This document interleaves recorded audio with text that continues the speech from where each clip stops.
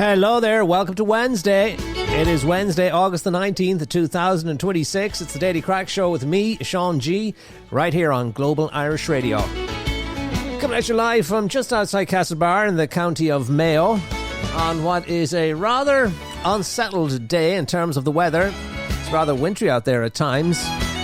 Definitely no sign of the sun today. Well, there are occasional bursts of sunshine, but short-lived and heavy showers taking over. So you'll need to dig out that old umbrella, get reacquainted with the raincoat or the topcoat. You'll be needing it a lot more in the days ahead. 6 counties in Ireland have been hit with a thunderstorm warning as the storms are set to roll in. And parts of the UK too are being hit with thunderstorm warnings.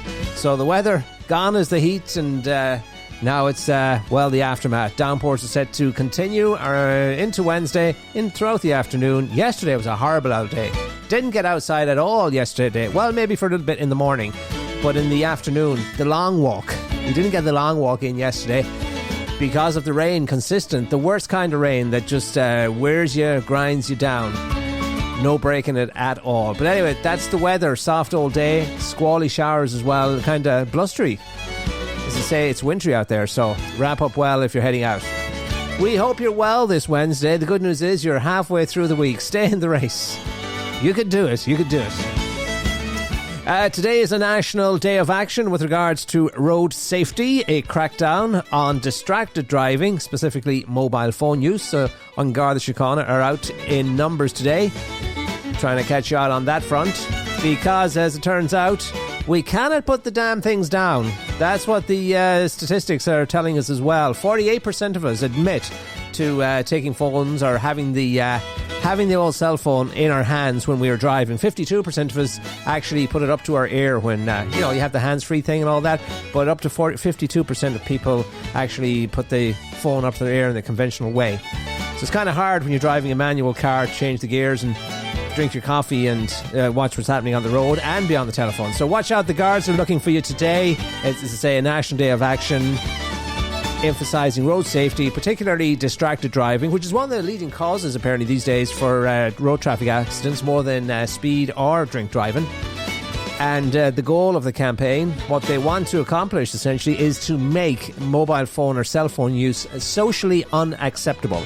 Much like, they try to create the stigma around smoking, all the rest of it, shame you into doing what they want you to do. And it's all in the interest of saving lives, so keep that in mind. Put your phone away. Right, it's National Potato Day today as well, so we'll be celebrating with a spud later on in the day. Many ways in which to have the old potato these days. Much more exciting than it used to be in the old days. Big week for our Leaving Cert students across the nation. They are probably getting a little bit nervous and butterflies and all of that stuff as we come to Wednesday, because on Friday the results, yes, the Leaving Cert results come out on Friday morning. So a lot of, anticipation on the part of our youngsters across the country. So Friday, big day, will determine the course of the lives of many people. And for those who don't get what they want, well, never give up. And it doesn't define you, and there's always ways. All you need is you don't need. If I've learned anything in my colourful life, it's that you don't need grades or a degree or anything like that to be successful or to succeed.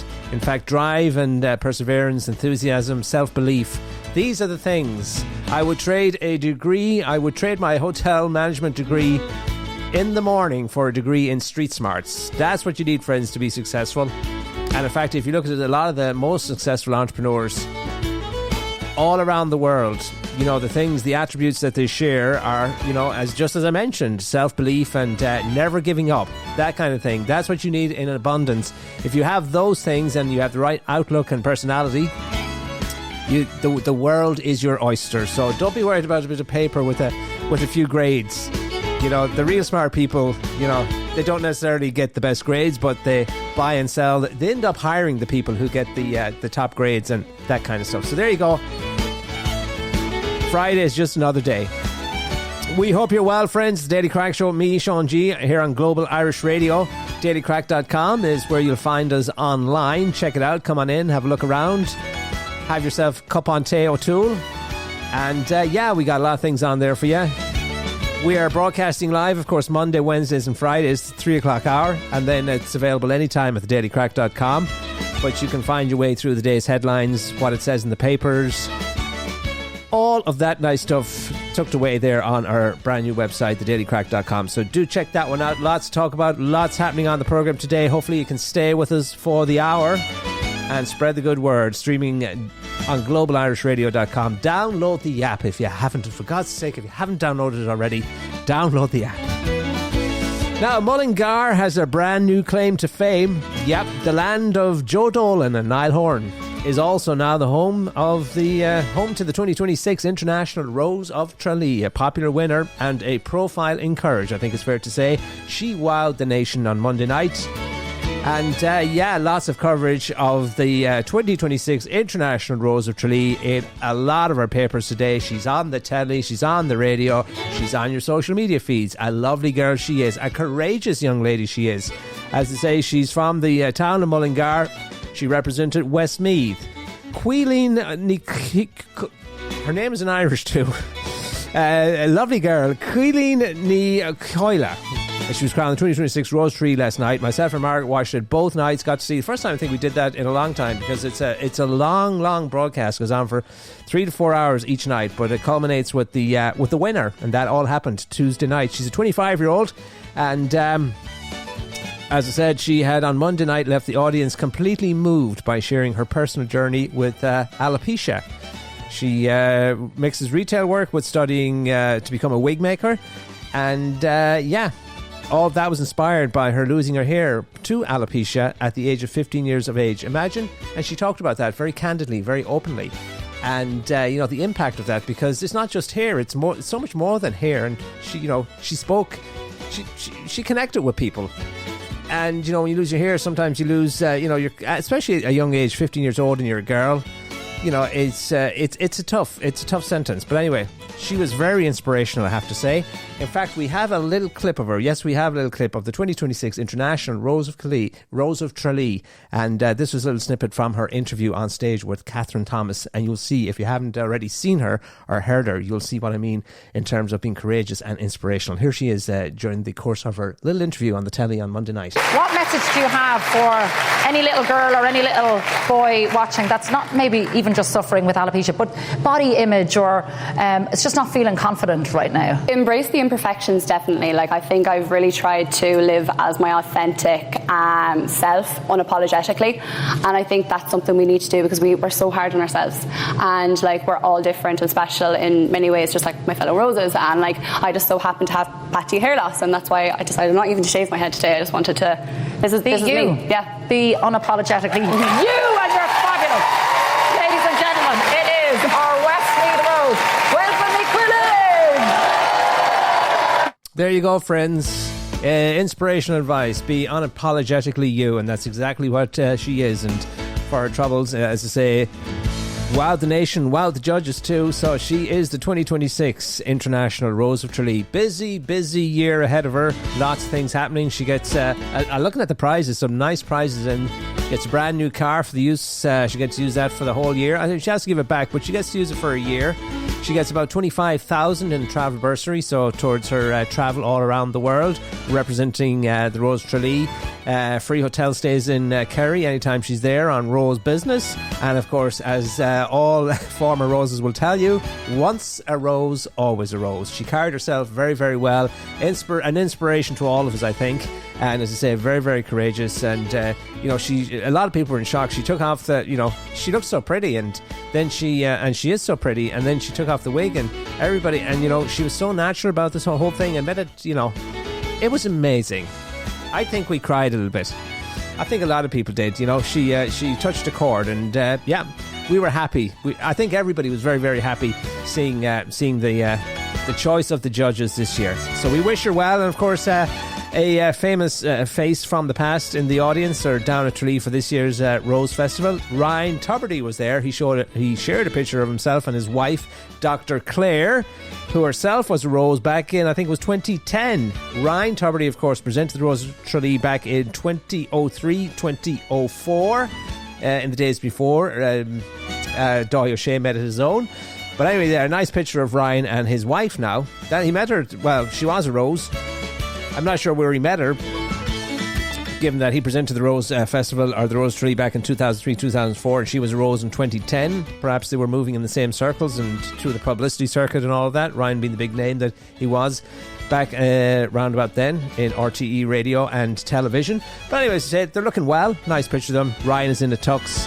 And yeah, there you go. So that's a blast from the past there. But there you go. The winner of the 2026 International Rose of Tralee, Caoilín, who hails from Mullingar country, or Joe Dolan country, Niall Horan country in Westmeath. All right, globalirishradio.com, the Irish diaspora station. We have a busy show for you today. Yeah, lots happening today. We're what are we doing? Lots to talk about. And a special guest. Yeah, we have a special guest coming up later today. Ryan Flynn is the newly appointed CEO of Baseball Ireland. He'll be with us later on to talk about baseball in Ireland and developing the sport and putting it on the map. So, interesting conversation coming up with Ryan. Looking forward to that. Ryan will be joining us from New York City. Alrighty, as I say, we're coming to you live here from the west of Ireland, County Mayo. And friends, my friends, may I tell you, long before there was social media, there were neighbours. Yes, neighbours did the work of Facebook, Snapchat and WhatsApp. And boy, did they do it well. They did indeed. They carried the stories that kept us informed, that kept us up to date, that kept us entertained. One such neighbour is a local farmer here in the area, down-to-earth guy, salt-of-the-earth kind of guy, of the land. And we'll call him Kevin. Well, that's his real name, so yeah, it's fitting that we call him Kevin. We often meet him when we're out for a walk, as we did yesterday. And he has a pal called Willie, who is another man of the land, a farmer, an old fella, a nice lad. Two old boys in their 80s now. But anyway, in fact, Kevin had his 80th birthday. Well, he had it when he was 79 because he wasn't sure. He wanted to make sure that he got to celebrate it. So a smart move on his part. So he had the 80th birthday when he was 79, was pictured in the local paper and all that. A bit of a character, as you can imagine. But myself and Margaret out walking, we got talking about the fact that the Knock Novena is happening, and Margaret heading off to Knock. And that's exactly where, a short while ago, she took off in the car and has gone over to Knock this afternoon. As I say, the novena that takes place, Our Lady of Knock Novena, takes place around about this time of the year. So off to Knock she's gone today to get redemption and all the rest of her confessions. And when Kevin heard that she was bound for Knock, he was telling her about the fact that you can now get absolution over the phone. Apparently his friend Willie had a recent experience with the priest, whereby the priest told him it was okay. Now, Margaret is a stickler for the rules, and particularly when it comes to the sacraments, and she wasn't so sure. And Kevin went on to explain that his pal Willie, the other old farmer, likeable guy, as I say, old school, men of the country, west of Ireland, that kind of stuff. Apparently his friend Willie went to a confession recently and confessed a couple of sins, which he for some reason told Kevin about. Not a good idea. Kevin is the Facebook of the neighbourhood. But anyway, he confessed to the priest that he was guilty, or that he had sinned, in the form of watching Love Island and Naked Attraction. I think they're reality TV shows on here. To which the priest responded, "That's not a sin. Sure, I watch those programs myself. No need. That's not a sin. No need to confess that. And in fact, if that's what you're confessing, you can do it over the phone. Save you the journey." So there you go. I don't know if it works over the phone or not, but according to the neighbour Kevin, that's how you get absolution these days, over the phone. If you have sins like that, and if you have been watching Naked Attraction and Love Island, and you haven't been having impure thoughts or anything like that, it should work over the phone. But there you go. Nice little story from the local lads here in the village. All right, what else have we got for you today, friends? A lot to talk about in terms of the papers. We want to make our way through the papers today. One big story continues to dominate the coverage of the M9 crash that happened on Saturday night into Sunday morning. It continues. As I say, a fair amount of coverage in all of our papers today. And in case you're not following events here in Ireland, or you're farther afield, that's a tragedy that happened on the motorway on late in the early hours of Sunday morning, where 5 youngsters in a high-powered vehicle were driving at speed down the wrong way of the motorway, the M9, and they hit another car head-on at speed at about 120 kilometres. All 5 of the youngsters, just teenagers, were pronounced dead at the scene. And as I say, they're innocent victims as well, which kind of gives us a lot of the headlines in the papers today as well. But two sisters, another girl and a young kid were in the car that they hit head on. They were on the way to what should have been a happy time off for a short vacation over to the UK to attend a wedding. They are in hospitals here in Ireland. Catastrophic injuries and fighting for their lives. So that story continues to dominate, different angles on it and different details coming to light since Sunday morning. And what can we tell you? What's the latest on it? Let's look at some of the papers today. And if you want to look at the papers, dailycrack.com will link you to all of the front pages. You can also listen to what it says in the papers by following that same link as well. But anyway, as I say, coverage of the M9 crash continues. Gardaí to get whatever resources they require to tackle joyriders. That's the headline on today's Irish Times, a story involving the Minister for Justice and the fact that new legislation will protect Gardaí involved in pursuits. And following this incident on the motorway, and this is not an isolated incident, it's only the week prior, very same thing. As a sense of deja vu, I think, enveloped the nation this weekend, because a similar accident with 8 teenagers in the back of a car happened the previous week. And this is something that youngsters, this is what they're doing. They're doing these things. They're getting up to this crazy Russian roulette kind of behaviour on our roads to get, as one of the papers put it, the headline was dying for likes, literally dying for likes. But yeah, sharing it on social media to get clicks, get views, all that kind of stuff. And there's a lot of focus or attention on the social media companies now as well, TikTok and the rest of them, because they're allowing this stuff to circulate on their platforms. They are glamorizing what is essentially criminal behaviour and costing lives. So a lot of talk about that as well. But Gardaí now been sent over to the UK to train, because it turns out that our Gardaí are not trained to engage in pursuits here in this country. They don't have training, and they need to be trained now to do it. And that's another thing that has showed up as a result of this whole sorry episode. But anyway, the other papers pray for crash sisters, says the Irish Daily Star, and they have a picture of the ladies, the victims that were in the other car, the two sisters, on the front page of the Daily Star today. That is a sentiment that is echoed in the Irish Daily Mirror. Pray for them, as the paper reminds us that they are innocent victims. And I see that a GoFundMe page has been set up and is raising a lot of money for the victims. And the death notice for one of the youngsters that was involved in that accident, the funeral notice for one of the teenagers killed in Sunday morning's M9 crash, has been removed from RIP.ie after a flood of angry and abusive comments appeared in its online condolences section. So a lot of people are angry at this story, and as I say, as the funeral notice for one of those young lads, only teenagers, it was printed on the RIP.ie website, it just attracted hundreds and hundreds of comments, not nice comments. And I have to say, I am one of those people. I do not have sympathy for these 5 kids who had a flagrant disregard for other people's safety, and apparently they were terrorizing villages and neighbourhoods for weeks before this, and part of a gang. They had bought the BMW for about 1,000. They all chipped in 1,000. The car was a high powered vehicle, purchased for the purpose.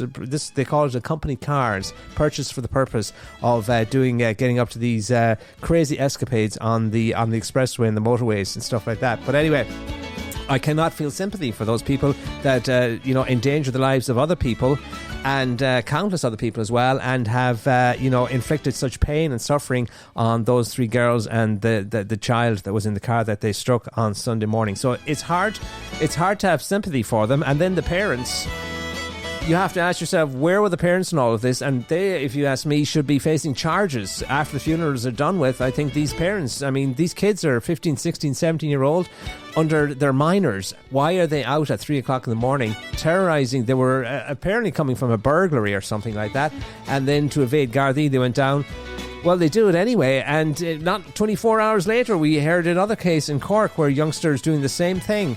And so you do see why that there's an onus on the social media companies to crack down on this stuff. This is criminal activity, and they're allowing it to be glamorized, and they're facilitating the sharing of all this stuff, and it's creating a very, very dangerous situation on the nation's roads. But coming back to it, it's hard to feel some sympathy for people who willfully, put the life of others in danger, and obviously, brought themselves to an early grave. The whole thing is a sorry episode. But anyway, it's the story that dominates, still in all of the papers.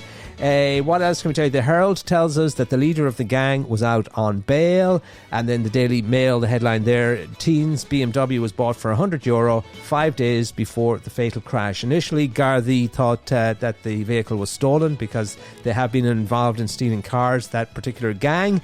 And that story is according to Gareth McNamee, writing in today's Irish Daily Mail. The fact that there was no paper trail for the vehicle is because it had literally just been sold or purchased 5 days earlier, and then it was ended up in pieces, many pieces, on the M9 expressway in the middle of the night, Saturday night into Sunday morning. So that, friends, is a big story, continues to be a big story. And I have to say, there's not, looking online, there's very little sympathy for the five youngsters that, as I say, caused such suffering on those innocent people and put so many other people's lives at stake. You can check out all of the big stories here in Ireland at dailycrack.com. We link you to all the major news sites. We link you to the front pages of the papers. We link you to podcasts, all the most popular podcasts here in this country. And there are many. The Top 10 Countdown. Check it out as well. Didn't get round to recording we were supposed to do it on Saturday, but things didn't work out. The latest episode of the Irish Ranter will be coming your way, I'm sure, very, very soon as we hear back from the Ranter. He must be busy these days. But anyway, there you go. Check out dailycrack.com. You're linked to a world of listening, all kinds of listening. Self-help. Now that's not the first one. Self-help, there's comedy, there's all kinds of stuff, politics, sports, comedy, the whole shebang. Dailycrack.com. We'll link you to all of those websites. Now, another story in the papers today tells us that the seas around Ireland, the water, the ocean, is getting warmer, dangerously so, and scientists say now that many marine species won't be able to tolerate the increase in temperature, and it's going to have devastating impacts on life in the ocean as we know it. Also, warmer seas mean more extreme weather on land. We're seeing that already, friends, and we've seen some fairly high-profile storms in the past few years, particularly Storm Owen that came through last February, February 12 months at this point, and just literally knocked down 50-60 million trees. So it's because of the rising temperature. So the feature on that in the papers today, and the impact that it will have on, as I say, our climate, our weather, and also the creatures that live in the ocean. And another story, interestingly enough, and we were talking last week about, a Jaws-like situation here in this country where a fisherman out fishing for blue shark got bit by a shark, almost lost his life, but for the quick thinking and the quick action of the emergency services and the Rescue 117 helicopter, got him away to hospital to get him the treatment that he needed. He got a big chunk taken out of his leg, but fortunately he survived. He was he wasn't mad at the blue shark because, he said we provoked it in the sense that we were trying to capture it and take it on board, and we took him out of his natural habitat, which is the water, and so he went to flight mode, and he took a chunk out of the fisherman's leg. So, and I was telling you that there are it's not a Jaws situation, not to worry, get in the water, enjoy yourselves. But I see another expert is coming out this week now, and he seems to know a little bit about marine life and white sharks and the like, because he is warning that there are already white sharks. The white sharks are the predator type sharks that are, probably featured in the movie Jaws, and apparently they're in our waters already. We have a situation down in Achill where there are beautiful, friendly sharks, and people go out in the water to see them and catch a glimpse of them. But this guy is warning that these sharks could be in our midst already, and warning to watch out. Great white sharks are already swimming in Irish waters, and more could be on the way, according to this expert. What's his name? He's a biologist. He's a TV host. Tom Blowfish Hurd. Anyway, he's a marine biologist and he's a TV host. He's a host of The Blowfish, and he believes that there could be one or two of these fearsome predators lurking around Ireland at any given time. And he said it's only a matter of time before a photo evidence emerges. So I take back my recommendation or advice that you get yourself out into the water to get a closer look at the sharks. Be wary, there may be some of these white sharks, these predators out there looming or lurking amongst the friendlier blue sharks. But there you go. It's an interesting piece about the changing times, the changing water temperatures, and the impact that they're having on marine life, and the impact maybe these white sharks like the warmer water, who knows. But also it is affecting our weather. We see it every day. Yes, we do, friends. dailycrack.com. We are here for the hour most days. Well, Monday, Wednesday and Friday. That's our summer schedule. Check it out. And I want to tell you that coming up, in case I forget to tell you, it's Wednesday. So coming up after this broadcast today, we'll be going to Auckland, New Zealand. And the Oliver Lee Show, the Ireland Calling radio programme from Auckland, New Zealand. Oliver was home recently. Oliver is a Galway man. Not sure if he's back in Auckland, New Zealand or not. So I guess we'll get to find out when we tune in after the programme today. So it's coming up at 4 o'clock here on Global Irish Radio. That's the Ireland Calling radio show with Oliver Lee. And as I say, it might be pre-recorded, but it may not be. He may be back already. I know that he was over here visiting, and he maintains regular contact with the west of Ireland, being a good Galway man that he is. Now, Irish online shoppers are facing another hit on their pockets as a new European Union charge is set to drive up the cost of bargain buys from places like Britain and China. Yeah, Temu and all of those crowd that, they try and trick you online on their social media advertising, and they put up these what look like storefronts and shops and items that are here in Ireland. But of course, when you buy them, and the transaction is complete, you realise that the items are in China or somewhere like that far away, and it takes weeks and weeks and weeks for them to arrive.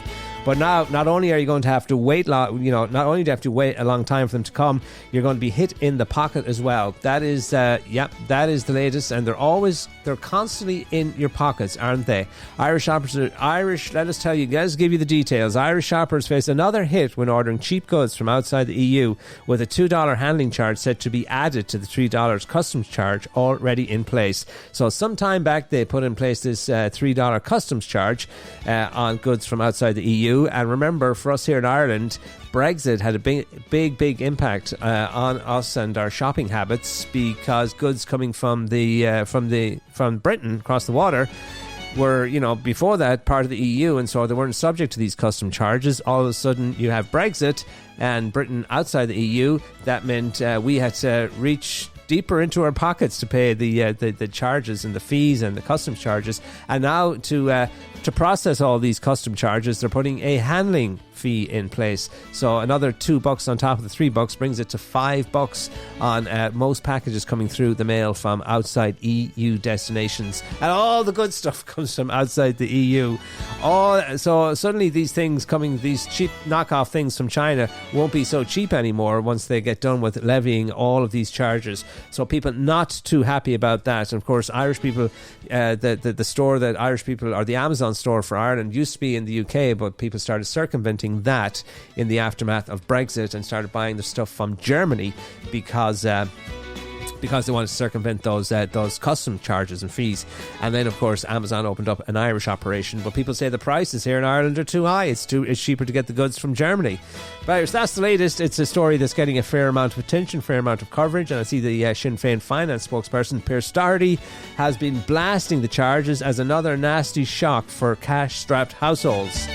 Not helping the situation, that is for sure. And of course, we have the situation with the fuel prices. They're rising up again, and with other government charges, it looks like the price of fuel is going to skyrocket in the next few weeks and months, and certainly into the new year. And there's talk that there could be more fuel protests, and we remember the last ones; they were not pretty. Friends, we better move along here. It's the Daily Crack, and it's coming up on 3:30 here in Ireland. I promised Ryan we'd be in touch with him around about the 3:30 mark. So we will take a quick commercial break. We'll track down Ryan Flynn, who's the newly appointed CEO of Baseball Ireland, and find out what's happening with baseball in Ireland. It's a good time to be setting up shop here for sports. We've seen a lot of success in recent times. So we'll find out what Ryan's got in mind, what he's got planned for baseball here in Ireland, how to develop the sport and how to make it, I suppose, more attractive to youngsters. We have a lot of options. Can he compete with the hurling and the Gaelic football, though? We'll have to wait and see. So we'll take a quick commercial break and join us right after this. We're going live to the Big Apple, New York City, this Wednesday afternoon. But first, a message from himself, Finbar. Hello, all you Global Irish Radio listeners out there, wherever you may be. It's myself, Finbar, here in beautiful northern Colorado, inviting you along to the Raggle Celtic Folk Show, streaming here live every Monday and Friday evening at 10 p.m. Irish time, where you're guaranteed to hear some rare old recordings from the old country and beyond. And it's all here on globalirishradio.com, the home of the Raggle Taggle.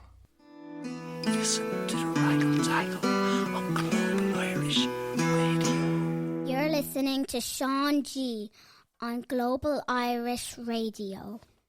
Global Irish Radio is excited to partner with 950 WROL AM, the Spirit of Boston, to bring you portions of the Irish Hit Parade, providing the soundtrack to your weekend. Join Paul Sullivan on Saturdays 3 to 7 p.m. Irish time and famous Seamus Mulligan on Sundays 7 to 10 p.m. for a feast of Irish music. Streaming live from Boston right here on globalirishradio.com. Yes, indeed, friends. We are live here on Global Irish Radio, Daily Crack Show with me, Sean G, coming at you from just outside Castlebar in the county of Mayo, where it's kind of a grey and damp old day. Squally showers, a little bit wintry. The sunshine has disappeared for now, but not to worry, it will be back. As I mentioned before the break, Baseball Ireland has appointed Ryan Flynn as its first ever Chief Executive Officer as the organisation transitions from a volunteer-led structure to a professionally managed national governing body. And the man who's tasked with seeing all of this, or overseeing it, is joining me now on the line live from New York City. Right? Are you there, Ryan? I'm here. I'm here. Oh, welcome to the program. Thank you for having me. Thank you so much. How are you today? You're in New York City, right? I'm actually up in Albany right now. I'm in the capital where I was raised for many years before I took off and started traveling the world. And you have traveled the world in the name of baseball and spreading the good word in regards to that sport. We shall talk about all of that. But first, you won't have big shoes to fill because you're the first guy to fulfill the role. Yeah. But you will have a big job of work though ahead of you. Yeah, there's no doubt. I'm probably the only one delusional enough to run around the world and do this, but it's what I love. It's a little weird niche that I've kind of built that, players travel the world, baseball players, coaches and scouts, but really executives and people who build programs don't. And so I kind of cut my teeth years ago in Micronesia and Guam and almost took them to the Olympics in 2000 in Sydney. And it's kind of where I learned, that as a generalist, I could do a bunch of things that could move a program forward. So it's something that I love. I love building a community, and I love providing opportunities to the great sport of baseball. That's wonderful. And as we have a saying over here, our neighbours had, they thought they had, football's coming home, but it's a case of baseball's coming home, isn't it? Yeah, well, you could really make an argument that the Irish built the sport of baseball as much, if not more, than any race of people that migrated to America. If you go to our Hall of Fame in Cooperstown, New York, where the immortals have been inducted and have their plaques up on the wall. I mean, out of the first 50 people inducted at the last turn of the century, maybe a third to half are Irish. And so the Irish have played a huge role. Maybe it's because of the Rounders background or whatever it was, but the Irish took to the game and built it here and still are building it here. It just wasn't returned in full force. Maybe like the Dutch, the Italians, and the Germans and some other European nations have kind of brought it back more. But now's the time. This is a great moment in time. There's a lot of potential, and we're really excited about what's coming. That's good. And, I was only talking there last week about, the way Ireland's undergone a metamorphosis, really, in many regards. We were once upon a time a third world country, and a lot of people immigrated for opportunity and possibility and all the rest of it. And certainly to inter-sports of this nature. Basically, we didn't have them at home. We didn't have gyms or fitness facilities or anything of that nature. There was very little access, to any kind of sport other than the GAA, the grassroots GAA, the Gaelic football and the hurling. But with prosperity and people travelling and people being, more educated, more money to spend on fitness and gyms now all around the country, and we've seen at the European Championships last week the amount of medals that the Irish athletes. I saw that. I saw that. We have a different. This country is ripe for. You couldn't be expanding into the country or looking to expand a sport into the country at a better time. I think, giving the interest in sports like baseball and athletics and the different things that youngsters are now competing in that once was never, it wasn't even a possibility. So and the youngsters of today. They're fearless and they have this winning mentality about them, don't they? Yeah, they do. I honestly think, excuse me, you can build the game in any country in the world. You can build if you put the right pieces in place, but again, Ireland is fertile ground. Yes, Gaelic football, hurling, rugby's fantastic. And remember, I'm coming from New Zealand where the All Blacks are the kings, right? And so I think there's certainly room for baseball. And when we tie the diaspora around the world together with the Irish on the ground across Ireland and show what our people have done over the years and how beautiful the game is and how many opportunities there are for young people. I think it's a winner. And look, the Italians are top 10, top 12 in the world routinely. They've got maybe 5,000 youth playing in Italy. They've got a lot of fields and lighted fields, but we don't need, 1 million kids playing the game to build a world-class program. We get several thousand kids playing t-ball at a young age, and they can play rugby in the winter and baseball in the summer and cross-train. And then they'll see the opportunities that are available in baseball through Little League or Pony or, Babe Ruth, Ripken, all the opportunities are just amazing. The college opportunities for kids, we've got several right now from Ireland and a few more going to U.S. colleges very soon. So it's happening, but it's time to kind of take it to the next level. When countries call me, they've kind of maxed out, like you said in the intro, they've volunteered, they've busted their butt to get, a foundation in the ground. And now they call me to kind of take it to the next level and build a mature seasoned program and call on all my favors and friends around the world to come in and help. And a lot of people want to help because as Irish Americans, we grow up caring about Ireland as much as we care about America, even if we've never been there. It's deep in our blood. And there's 40 million of us here, approximately in America alone, who all love the story and want to help. So it can really be an incredible movement I think we're building. And I think you're going to be hearing about it for a long time as we dig in. Yeah, and you see it with the Irish. I see it myself. When we're in America, we embrace the baseball and all the American sports, the football, the hockey, the rest of it. And there's every possibility or every chance seeing lots of Irish people in the crowd as there are Americans and other people. But as you said, you were 10 years in New Zealand. New Zealand is a very similar country in many respects to Ireland in terms of island nation, mad about rugby, agriculture. There's so many, I suppose, similarities. And is there a template that you can? A ready-made template or one that you can, modify a bit to? Because essentially you're going to be doing in Ireland what you did in New Zealand for the past 10 years, right? That's exactly right. And I was in Australia for the last 3 years, helping in Melbourne and Canberra as well. And, before that, Guam and the islands of Micronesia building their program. Yes, there is a model. I think you adjust and tweak based on the new country and the culture you're walking into. But I think a lot of things cross cultural boundaries. A lot of the programs we'll put in place, a lot of the favors we'll call upon, working with the Boston Red Sox, Seattle Mariners, some big names over here to come in and help. But yeah, you want to get kids playing early. You want to get them to play t-ball. You want to connect your clubs to the schools. You want to get, thousands of kids. So you have that pyramid so that, at the end of the day, you're going to have some talent by the time they reach 18 that will go off to college or pro ball. Your men's team will be strong. You're going to upskill your coaching. You're going to work on infrastructure. You're going to secure land and funding to help the clubs retain the players that you bring in. You're going to source out indoor facilities. You're going to try to build a national facility in Dublin that, will awaken the Irish to what's really possible and how beautiful the game is at a very high level domestically. And so there's a million things that need to be done. And I've done them before, and I believe that we'll do it again in Ireland. I think you grow the game from the bottom up and the top down, and you collapse them in the middle, and you show what's possible. And once you show a vision, to a country, then you build a movement and people get excited about what's really happening and possible. There you go. Mary Allen messages us here from Philadelphia, wondering where the first baseball stadium will be in Ireland. That might be a bit down the road yet, Ryan, but hopefully at some point it is coming. Where do you, in terms of embarking on this journey now, where does it all begin for you? Where do you start?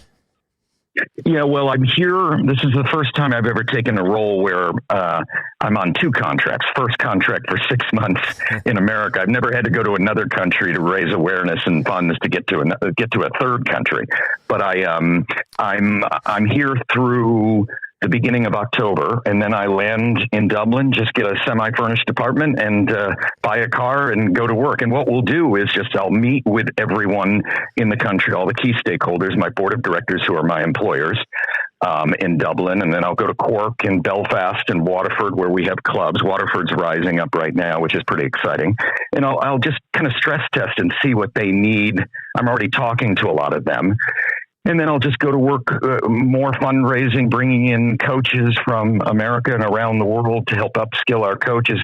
The Red Sox, we're already working on a deal that will send a couple coaches to spring training or fall ball with the Boston Red Sox as an incentive for our coaches on the ground to keep working hard. And so I'm putting partnerships in place, coaching accreditation programs from USA Baseball, which is obviously the world power with Japan, Korea, some of the big baseball countries, and just get kids and communities excited. I'll work on a subsidized T-ball program, and the one I had in Canberra that I inherited, everybody got a free glove, ball, shirt and cap for $25, $35 Australian. And they played 10 weeks. And so if we can get kids in and show them how beautiful the game is, and they'll love it, and many do, and then we retain them. And so it'll be just getting kids playing at a young age grade, refining our older kids to get them ready for colleges and pro ball and international play. Yeah, the hardest part of your entire assignment, Ryan, will probably be finding an apartment in Dublin. We have a bit of a housing crisis. But I've heard that. I've heard that. Hopefully they included that with your remuneration. But we see negotiations ongoing. Good. Because you need every bit of help you can get. But anyway, there's nothing like that. Winning to improve or increase interest in the sport, and we've seen that here in Mayo. Yes. I don't know if you've been following the success of Mayo. I have. And the curse and all the rest of it. Just like the Cubs had their curse in Chicago, we had our... And the Red Sox. And the Red Sox, yeah. So a lot of similarities there. But, it's really, at the end of the day, Gaelic football won out in the sense that it's got this whole new generation of youngsters that want to replicate, the success of their idols. And, there's so many great, inspirational baseball stories, isn't there? Movies and everything, because it's how many movies has there been about baseball in America? So you're saying so you can basically dangle the carrot of the path to Major League Baseball in America, right? Can you? Well, we can do that. Yeah, without a doubt. I mean, we've got Irish Americans whose mom and dad or grandparent, are from Ireland who played Major League Baseball. In fact, we just had one was injured. We almost had two on our national team that just played in the European B pool qualifier. Ryan O'Rourke, who was injured, he played with the Minnesota Twins. His family's from Ireland.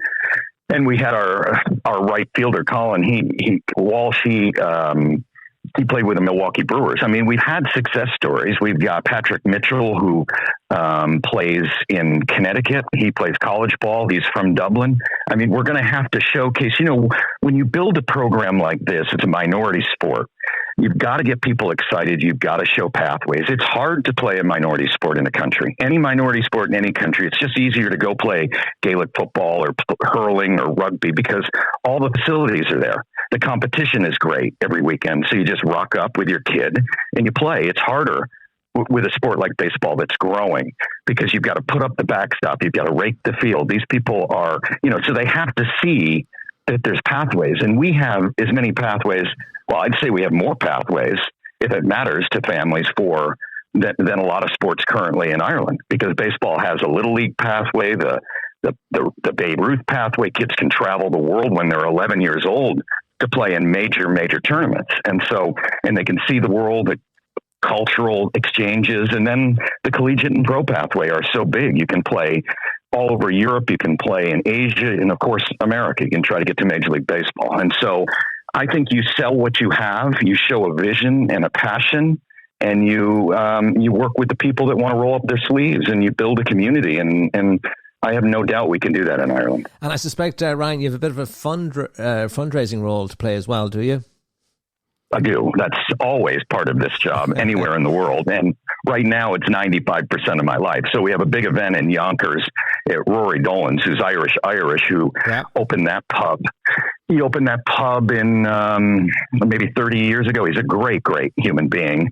And so we have an event on September 12th, and then the Flood family from Chicago, Bob and Dan's with the White Sox, and Bob runs the family business. They've been incredibly helpful, and Dan's hosting us in a suite at a White Sox game on the 19th after I go to the Irish Fellowship of Chicago's 125th anniversary on the 17th with John Wren and his team. And so really excited about meeting everyone in the Irish American community in some of our great cities in America. And people care. It's a great story, and we think it's even going to be a docuseries on Netflix or Amazon. So we've got camera crews testing the waters and seeing, because it's building the game of baseball in Ireland is exciting, and it shows what you need to do and how the game evolves around the world. And this is a great test case, and everybody loves Ireland. I mean, there isn't a country in the world that has more of an outsized cultural influence without, dominating countries or,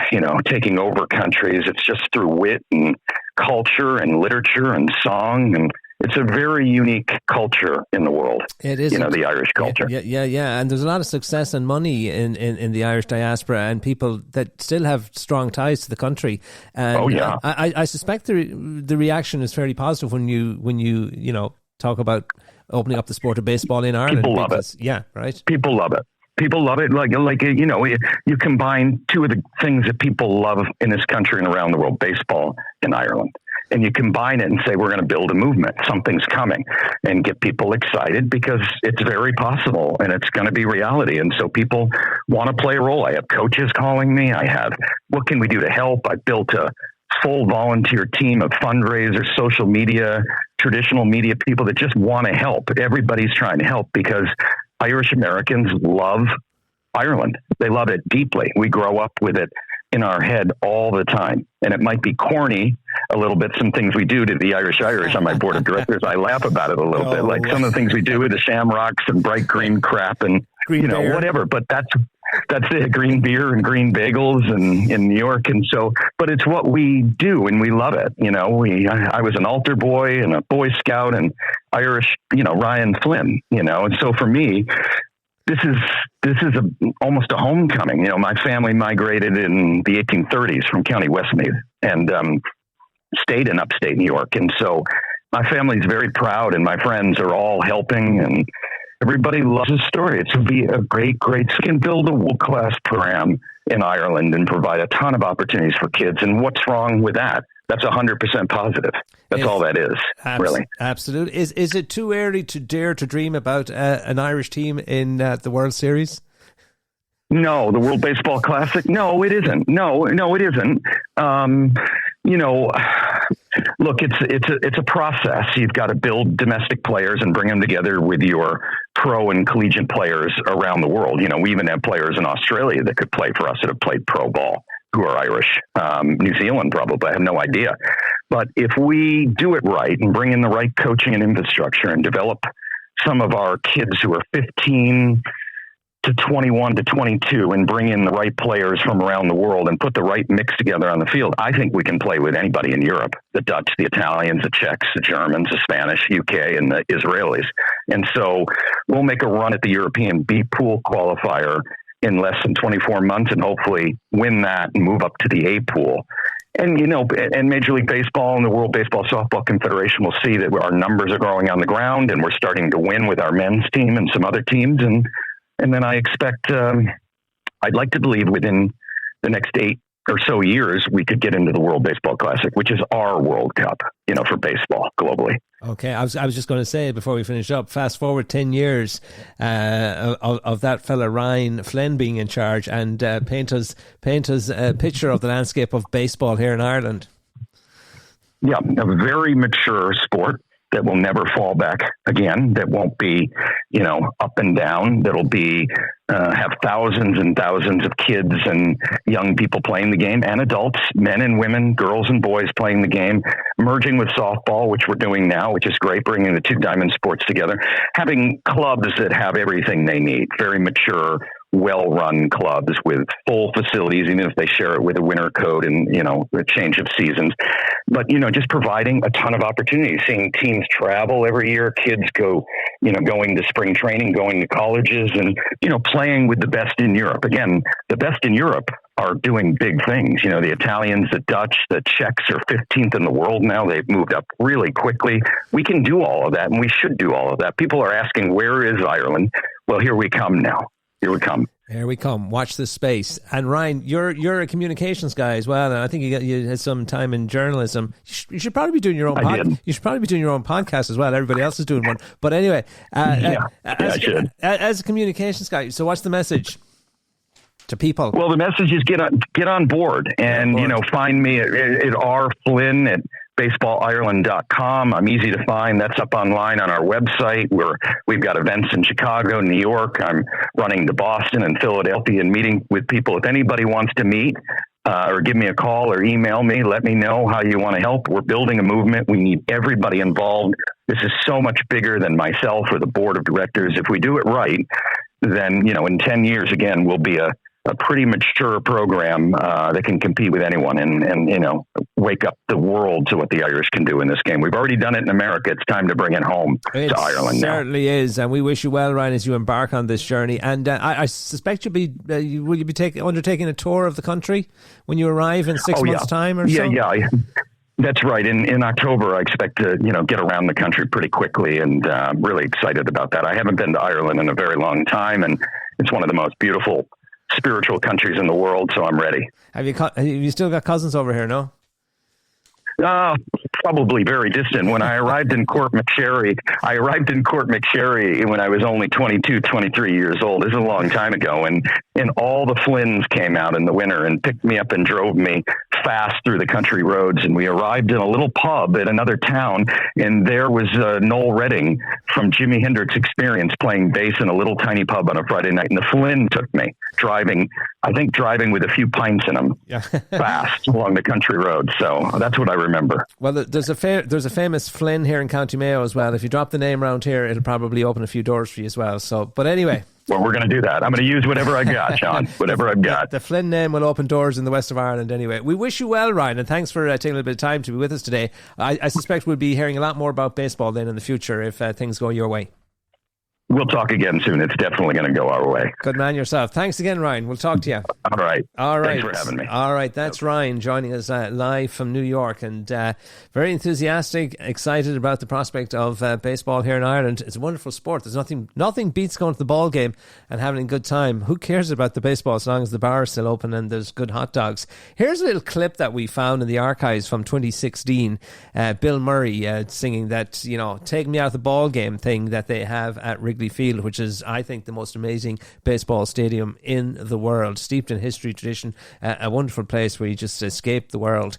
And that was the year, wasn't it, that the Cubs they got the better of that curse. But here's this a clip from the seventh inning break with Bill Murray. Take a listen. Everybody's favourite Irish-American, Bill Murray, at the ball game. It's the bottom of the seventh inning, the last chance to order beer. But we didn't come here to drink beer. We came here to win this ball game.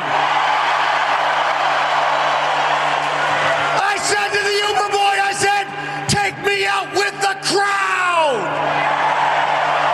And in order to sing the right lyric, take me out with the crowd, you need to sing it like our greatest American entertainer, Mr. Daffy Duck. So I want you to spray it and don't say it. A one, a two, a three. Take me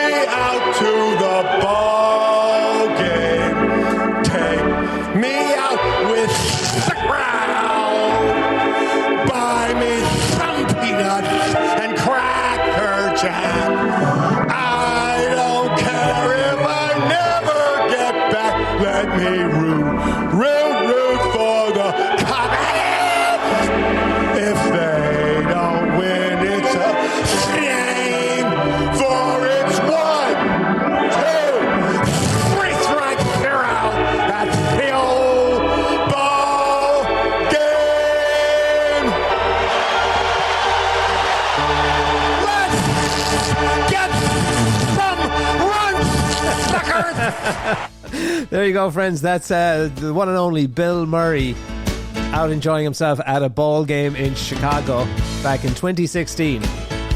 And before that, Ryan Flynn, who is the newly appointed CEO of Baseball Ireland, and he's bringing baseball home. And he's bringing the Flynn family home too, because they left in the middle of the 19th century for the foreign shores of America, like many an Irish person did back in the day. Done quite well for himself, and Ryan's done a lot. His whole life's been about baseball, hasn't it? And most recently 10 years in New Zealand developing the sport there, and has accomplished a lot of great things, and going to do the same for us here. I can just see it now. I was off to Castlebar to the ballpark for some hot dogs and cold beer, and baseball, of course. Friends, you've been listening to Daily Crack here on Global Irish Radio. Sean G. We're with you on the Monday, the Wednesday, the Friday. Our time together almost at an end for today. Want to mention real quick something that I spoke about on the programme Monday. It's a documentary. The documentary on One tonight is the Healy-Raes, Blood, Sweat and Tears. It examines the Healy-Rae dynasty in Kerry through their unbeaten run in Irish politics over 50 years. And the documentary gives viewers behind-the-scenes access to the brothers Michael and Danny Healy-Rae. Two formidable characters, politicians in Kerry. You'll know who I'm talking about. Well known throughout the island of Ireland, and they recently had a kind of a bit of a bust-up. But anyway, that is the subject in part of this documentary that's airing on our TV screens tonight. Michael Healy-Rae is the more, I say, cunning of the two, but I prefer Danny. Danny's more kind of what you see is what you get kind of guy. Not very glamorous, fairly down to earth. He's the guy that when the restaurateur told him about the situation with the parking, he took it upon himself to go out and move the signs rather than going through the council or any other channels. So there you go. You gotta love the Healy-Raes, especially Danny, and well known for their colourful and loud exchanges in the Dáil. But anyway, you get to see the two of them talking tonight about their recent little, I suppose, their little bit of friction between the two of them. We'll find out what's going on. It's well worth the view. A lot of people have been talking about that documentary and getting a lot of coverage in the papers over the weekend as well. So tonight 9:35 you can watch it on the Player, I believe, as well.